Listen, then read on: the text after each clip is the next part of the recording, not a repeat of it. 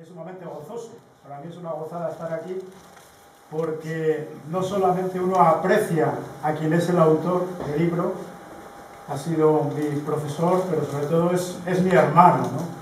Mi hermano en la misma fe y en la misma vocación religiosa, ¿no? Y por eso pues no podía negarme yo a decir algo a propósito de la lectura del libro, ¿no?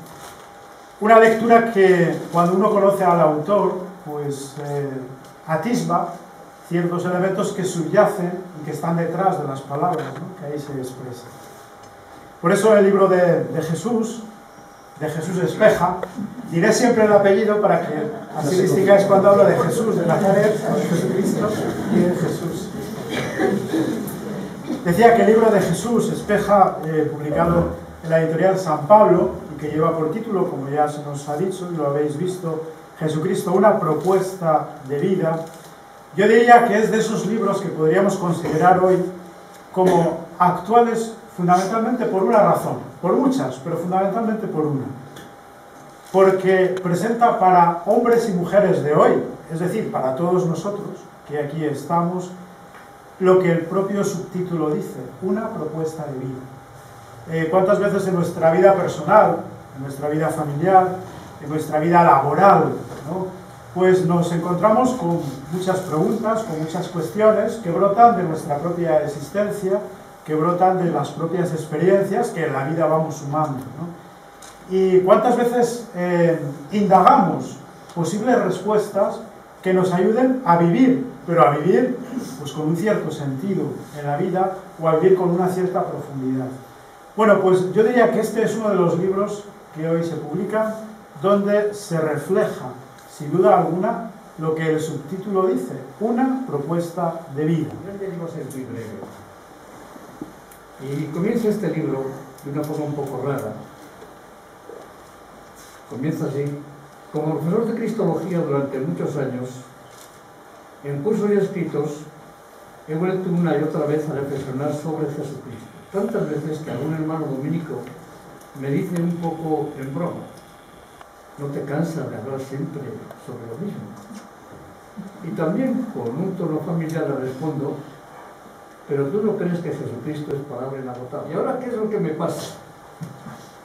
Yo me encuentro ahora con una sociedad laica que reconozco que tiene derecho a eso y que rechaza la trascendencia porque en la visión que tiene trascendencia es equivalente a represión, a impedirme ser yo mismo. Consiguientemente, desde el siglo XIX viene el intento de una sociedad que ante la percepción de una trascendencia a la cual llaman Dios, que significa opresión, signo de muerte y signo de instalación, lógicamente la rechaza.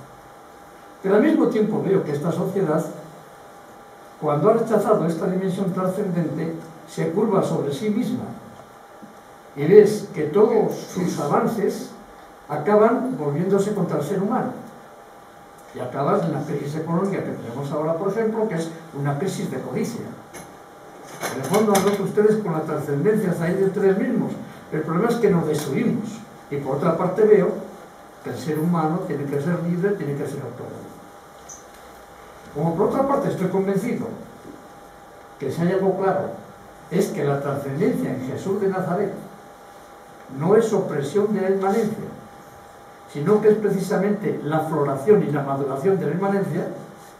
Eso quiere decir que Jesucristo no es más que una persona divina. Entonces digo, no, es que esto no puede ser. ¿Qué está pasando aquí? El otro problema, que entre Cristo y la sociedad hay una iglesia. Y la percepción que tienen de Jesucristo a través de unas prácticas de iglesia de los cristianos es una percepción falsa. Porque en vez de percibir a Jesús como signo de vida, como el que abre el horizonte del humano, mucho más allá de lo que nosotros estamos, a la hora de la verdad es percibido como un signo de muerte que no deja al ser hombre, al ser humano, ser verdaderamente el mismo. Cuando me encuentro con eso y me encuentro por otra parte, esta política y esta iglesia no tienen futuro si no dejan que las víctimas entren. Porque ahora la verdad, Jesús de Nazaret no se preocupó ni de las ortodoxias ni del culto del templo de Jerusalén. Ni se preocupó siquiera de la legislación. Lo único que le preocupó fue el sufrimiento de los seres humanos. Cómo erradicar el sufrimiento de los seres humanos. Y el gran problema que se planteó él fue con la religión. Una religión que quería funcionar por sí misma, los piadosos, dogmáticos e inhumanos, y fue el tema de Jesús de Nazaret hasta el final, cuando le condenaron los mismos piadosos e inhumanos. Entonces me planteo yo la cuestión, señores, ¿y esta religiosidad y esta iglesia realmente son expresiones y sirven para la vida?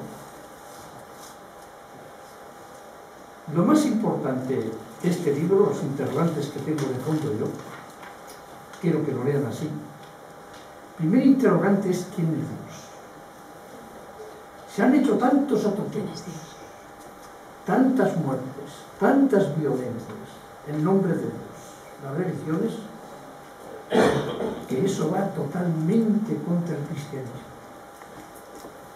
Olvidamos que nuestro rey fue crucificado.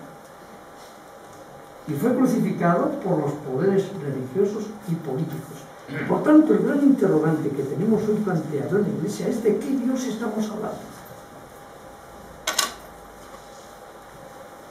No es interrogante mío, está planteado en el Vaticano II ya. Y fue de uno de los tres interrogantes que Juan Pablo II se planteó poco antes de morir. Dice, el gran interrogante que tienen los cristianos del siglo XXI es ¿de qué Dios estamos hablando? Hay que pasar de un Dios intervencionista que está en el cielo, esperando nuestras oraciones y nuestros sacrificios para ponerse en nuestro lado, a un Dios que está más íntimo a nosotros que nosotros mismos, que continuamente nos está sosteniendo, animando, no solo cuando somos buenos, sino también cuando somos malos. ¿Cómo pasar de un Dios intervencionista a un Dios que no es un agente más de este mundo, pero que es el ser originante, fundante, el Dios con nosotros? Esta expresión coincido con el Papa actual cuando dice, el Dios en el cual creemos nosotros no es pensado, ni es hipotético, ni es imaginado, es el que se ha manifestado en la conducta histórica de Jesús, el Dios con nosotros. ¿Cómo pasar de un Dios que está allá arriba esperando que te sacrifiques a un Dios que no quiere sacrificios, que quiere misericordia, que quiere amor, y que nos convenzamos que los sacrificios no los necesita Dios para nada? Lo que Dios quiere es que amemos, y cuando queremos amar necesitamos sacrificarnos, cosas distintas. Por esto este interrogante para mí es absolutamente clave aquí. ¿Cómo pasar de un Dios individualista a un Dios solidario? Este es algo fundamental. Y segundo, que a Dios nadie lo ha visto. Y la verdadera experiencia de Dios revelada en Jesucristo solo se manifiesta realmente en el compromiso por la dignidad de los seres humanos. Consiguientemente, el profundo estupor y el respeto ante la dignidad de todo ser humano es el Evangelio, no hay otro.